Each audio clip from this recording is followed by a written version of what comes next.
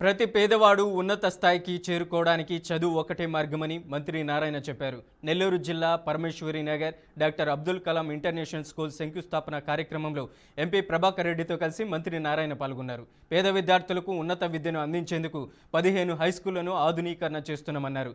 VPR బీదమస్తాన్ రావు లాంటి వారు schools అభివృద్ధికి ముందుకు వచ్చారని మంత్రి నారాయణ వెల్లడించారు.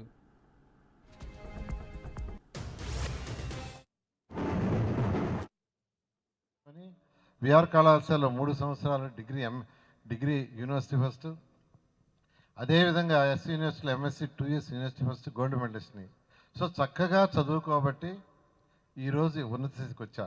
అందుకనే ప్రతి పేదవాడు బాగా చదవాలి, చక్కగా చదవాలి, వాళ్ళకి మంచి ఎడ్యుకేషన్ ఇవ్వాలనే ఉద్దేశంతో ఈరోజు కంకణం కట్టుకొని పనిచేస్తున్నారు.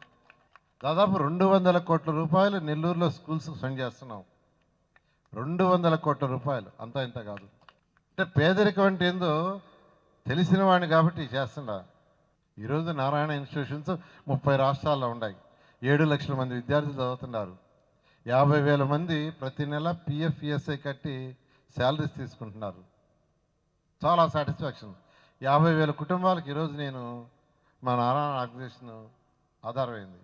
ఈరోజు మా పిల్లలకు వదిలేసా, చక్కగా వాళ్ళే చేసుకుంటున్నారు. వాళ్ళందరికీ ఒకటే చెప్పా, మీరు నెల్లూరు సిటీలో నన్ను 73,400 ఓట్లతో గెలిపించారు. వాళ్ళ పిల్లలకి చక్కటి చదువు ఇవ్వాలి, నారాయణ స్కూల్స్ కంటే బెటర్ ఎడ్యుకేషన్ ఇవ్వాలంటేనే మా కుమార్తె శరణి ఆ విఆర్ హై స్కూల్ని పర్సనల్గా ఫాలోఅప్ చేసి బిల్డింగ్ రెనోవేషన్ నుంచి ప్రతి రూమ్ ఎలా ఉండాలా, ఏ కలర్ ఉండాలా, ఏ రూమ్లో ఏ ఎక్విప్మెంట్ ఉండాలని తన టీం మొత్తం ఢిల్లీ నుంచి హైదరాబాద్ పిలిపించి తను చేసింది. సో పేదరికం నుంచి వచ్చి చక్కగా చదువుకొని విఆర్ కళాశాలలో 3 సంవత్సరాలు డిగ్రీ యూనివర్సిటీ ఫస్ట్, అదేవిధంగా ఎస్ యూనివర్సిటీలో MSc 2 years university first gold మెడలిస్ట్ని.